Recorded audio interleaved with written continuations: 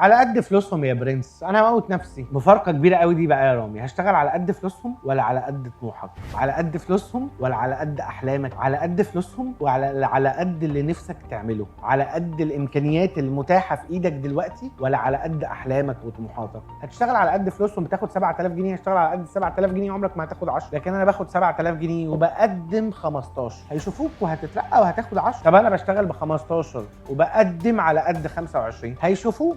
استحاله ما يشوفوكش، استحاله من رابع المستحيلات، لانك بتاخد 7 وبتقدم 15. كل الناس هتشوفك، اصحابك هتشوفك، اهلك هيشوفوك، الشغل هيشوفوك، الاوفيس بوي بتاع الشركه هيشوفك، كل الناس هتشوفك. فانت لما بتشتغل على قد فلوسهم انت مش بتشتغل على قد فلوسهم، انت بتشتغل على قد عقلك الضيق. عقلك انت اللي ضيق، مش فلوسهم هي قليله. عقلك انت اللي مش موديك في حته، عقلك انت اللي مصور لك انت ان انت اخرك ال 7000 جنيه، فعمرك ما هتاخد غير ال 7000 جنيه. زي الراجل كده اللي بيبقى قاعد قدام بتاع ريل استيت، بيبقى قاعد قدام حد يقول لك يا عم هو شكله ما يديش غير ان هو يشتري ب 2 مليون جنيه. طب خلاص انت الخسران. ما تعرض ب 15 مليون جنيه ويقول لك لا، ما تعرض ب 30 مليون جنيه ويقول لك لا، ولا هو انت سقفك المليون؟ هي نفس الفكره بتاع ان انا بشتغل من 9 ل 5، ما تشتغل من 9 ل 5 وراها، محدش قال لك اقعد. بس انت اشتغلت من 9 ل 5 وخلصت 5 وقعدت 6 و7 و8 و9 و10 و11 عشان انت اللي عندك اوبجكتيف، عشان انت اللي عندك احلام، عشان انت اللي في طموحك بكره وبعده حاجات عايز تروحها. هو ده البنزين، هو ده اللي هيوديك، مش فلوسهم هي اللي هتوديك، مش رؤيتهم ليك هي اللي هتوديك. على قد فلوسهم بقى ولا على قد طموحك؟ عايز اقول يا حالتها بس مكسوف والله، استحي. لو عجبك كلامي اكتب لي في الكومنتات تحت، هتلاقيني طلعت لك تاني كل يوم.